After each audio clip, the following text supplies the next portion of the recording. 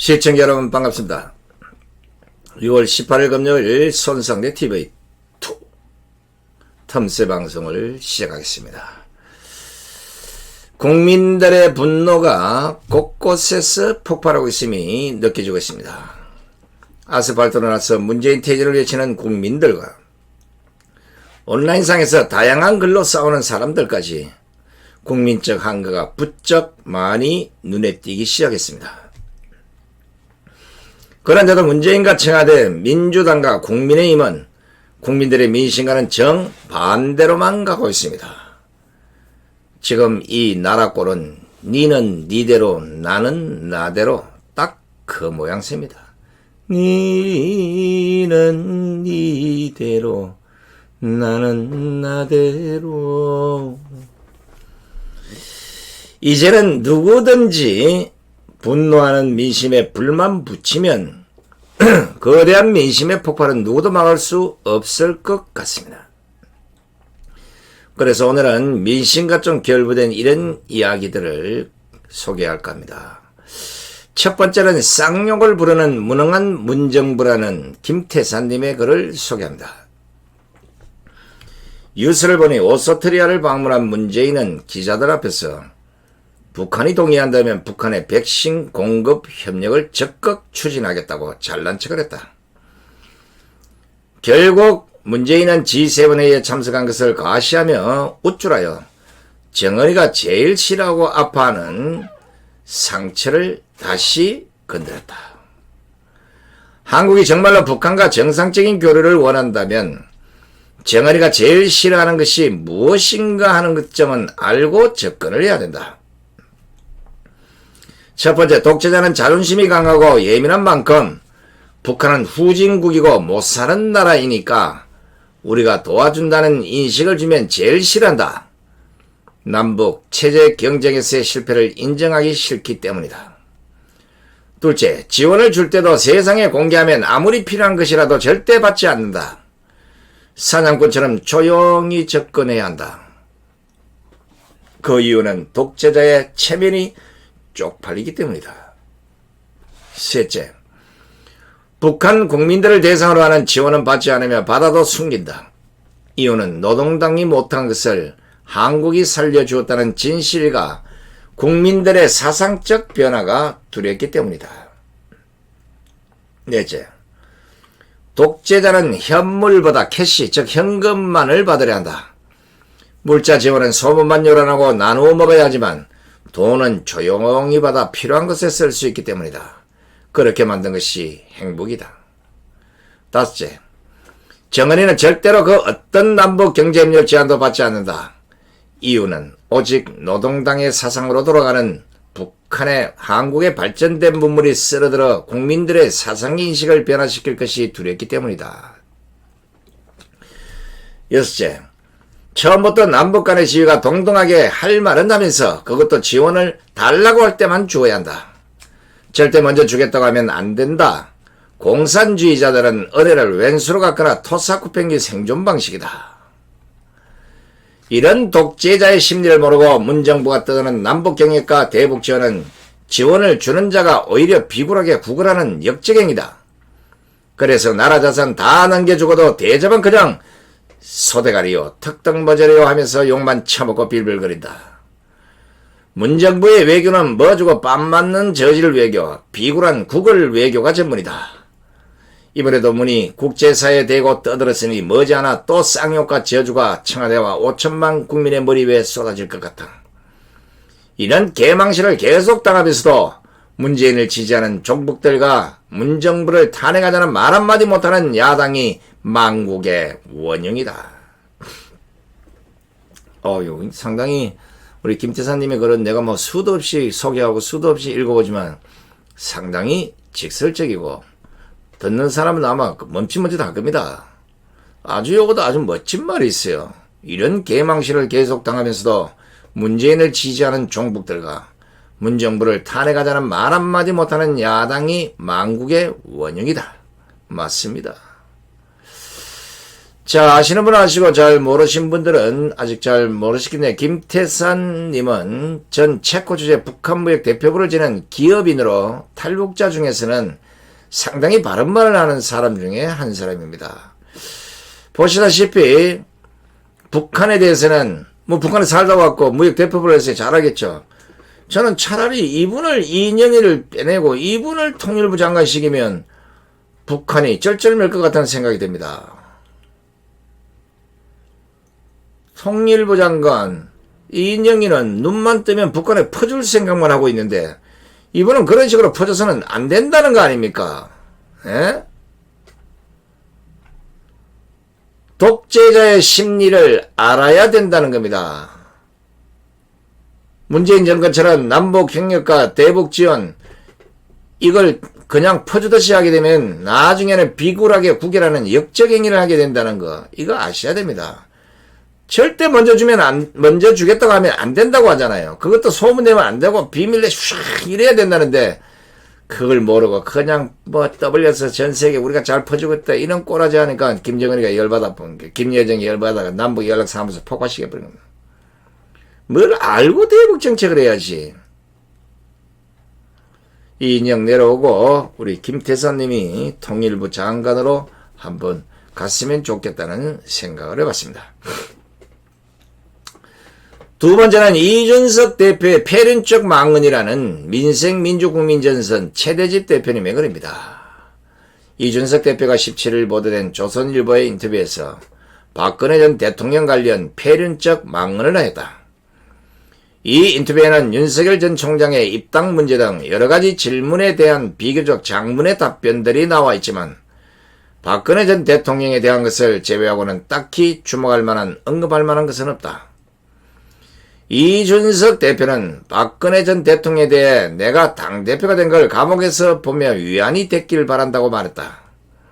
잘 알려져 있듯 이준석 대표는 지난 대표 경선에서 2017년 대통령 탄핵이 정당했다고 거듭 주장하고 대구 연설에서도 탄핵의 정당성을 주장한 바 있다. 탄핵의 정당성을 주장하며 당 대표에 당선된 자가 거짓과 사기에 의한 부당한 탄핵으로 현재 4년이 넘는 기간 동안 감옥에 갇혀있는 박근혜 전 대통령을 향해서 자신이 당대표가 된 걸 감옥에서 보며 위안이 됐길 바란다고 한 것이다. 위헌, 불법, 부당한 탄핵으로 병약한 노고를 이끌고 독방에 4년째 억울하게 갇혀있는 상황에서 자신을 탄핵한 것이 정당한 것이었다고 주장하는 사람이 당대표가 되는 것을 보고 박 전 대통령 그 마음에 위안이 됐겠는가 아니면 허탈함과 절망감을 가졌겠는가. 이는 인간으로서 최소한의 공감 능력만 있으면 타인의 감정이 어땠을지 예견할 수 있는 일일 것이다. 이준석의 이 조롱성 발언은 인간의 가장 기본적인 윤리적 도리를 저버린 근래에 들어본 최악의 폐륜적 망언이라고 평가할 수 있을 것이다. 2017년 탄핵이 정당했다고 주장하고 있는 이준석 대표에게 박근혜 전 대통령에 대한 잔혹하고 폐륜적인 조롱과 모욕행위를 더 이상 하지 말라는 말을 전한다.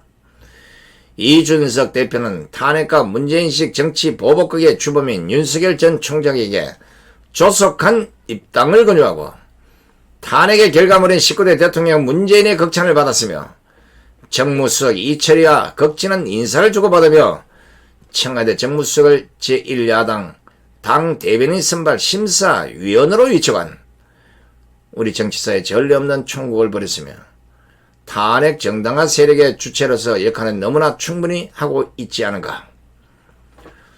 정치적 사상, 정책적 신념, 사안에 대한 입장 등 이런 견해의 차이를 넘어서 이준석 대표에게 인간으로서 반드시 갖추어야 할 기초 소양으로서 인간의 도덕적 도리, 즉 양심으로 표현할 수 있는 그런 기본 중에 기본부터 갖추라는 말을 다시 한번 전한다. 그렇지 못하다면 희대의 망나니 사이코패스와 무엇이 다른가. 우리 최대집 회장은 여러분 아시다시피 의사협회 회장을 지냈던 분으로 우리가 우파 진영에서 많이 이제 같이 싸웠는데 의협 회장을 하고 나더니 조금 많이 부드러워졌습니다. 이 상당히 공격적인 분인데, 이준석이는 이 배은망당한 사람입니다. 옛말에 물에 빠진 놈 건져주면 보따리 내놓으라 하고, 대가리 검은 털 난 놈은 키워주면 나중에 꼭 배신한다고 하더니 딱 그 말을 이준석이를 보면서 우리는 충분히 느끼고 있습니다.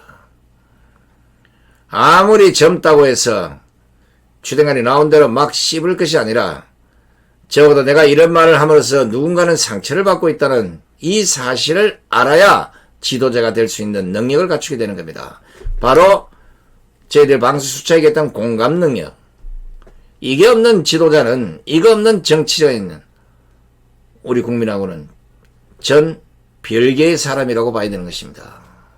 국민이 무엇 때문에 아파하는지, 국민이 무엇 때문에 고통스러워하는지 이걸 모르겠다고 하면 말이 되겠습니까? 유승민이가 한 말 중에 실수인지 진실인지 모르겠지만 저는 진실로 봅니다. 이준석이는 누구 말도 듣지 않는다. 누구 말도 듣지 않는 게 지랄한데 정치합니까? 이게 뭡니까? 국민을 무시한다는 얘기 아닙니까? 제가 최대집 회장 비슷한 생각으로 이준석에게 촉구합니다.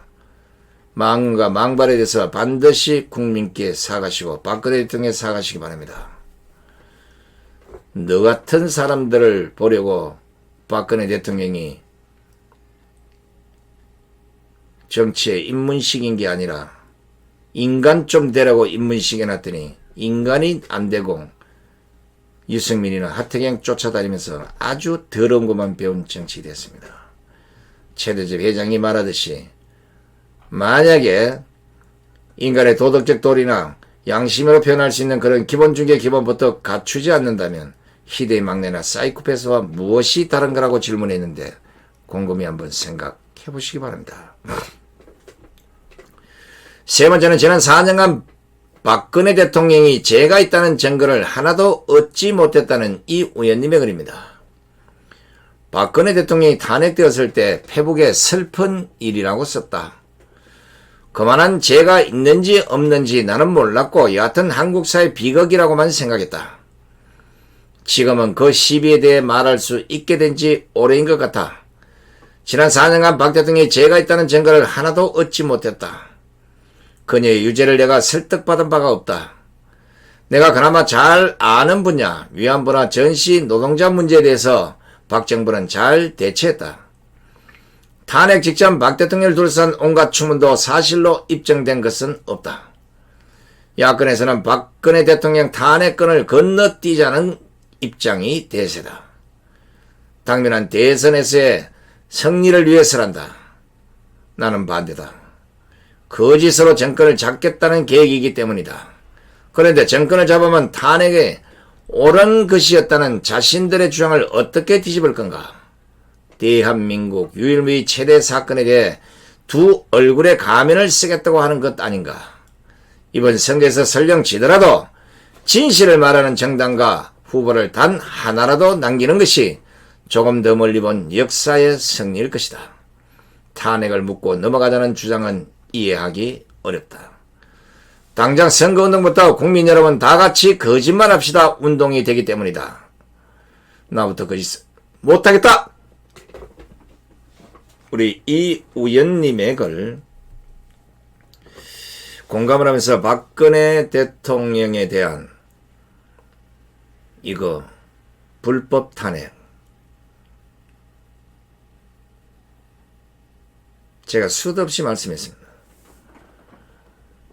저는 제 목에 칼이 들어와도 박근혜 대통령의 탄핵은 불법 탄핵이다. 왜? 갖고 있는 증거나 지금까지 헌법소단과 꾸준히 법적 투쟁을 통해서 수많은 진실들을 어느 정도 다 밝혀놓았기 때문입니다.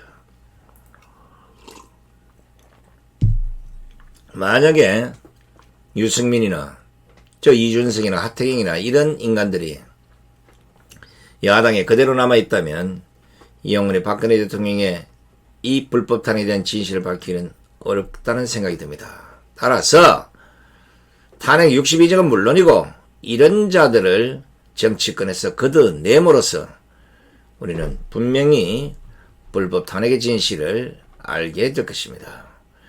이번 말씀 중에 이번 선거에서 설령 지더라도 진실을 말하는 정당과 후보를 단 하나라도 남기는 것이 조금 더 멀리 본 역사적 승리일 것이다. 그렇습니다. 지금 현재 국민의힘이 말하는 저런 꼬라지로 만약에 정권이 바뀐다 한들 우리에게 달라진 게 뭐가 있겠습니까? 차라리 유승민보다는 이재명이 나을 것이고 윤석열보다는 문재인이 나을 것이라는 사람도 있습니다. 얼마나 속상하고 얼마나 하는 꼬라지가 그러면 이런 말씀과 드리겠습니까? 윤석열도 양심 선언하셔야 되고 국민의힘에 찬탄받을 또 탄핵 찬성받을 또 모조리 양심 선언해야 됩니다. 당신들은 그냥 정권 교체해서 헛새나 떨고 잘 먹고 잘 사자는 생각이 있지만 우리 국민들의 생각은 정권 교체를 통해서 이 나라를 이 개판으로 만든 그리고 불법 탄핵을 통해서 박근혜 대통령 감옥으로 보낸 문재인 주사파 일당들을 모조리 법의 심판대에 세워야겠다. 그리고 개헌을 반드시 막아야겠다는 이 신념이 있는 정치인, 이 신념 있는 정치인이 소속된 집단을 우리 국민들은 선택할 것입니다. 끝까지 함께해 주신 시청자 여러분 대단히 고맙습니다. 안녕히 계십시오.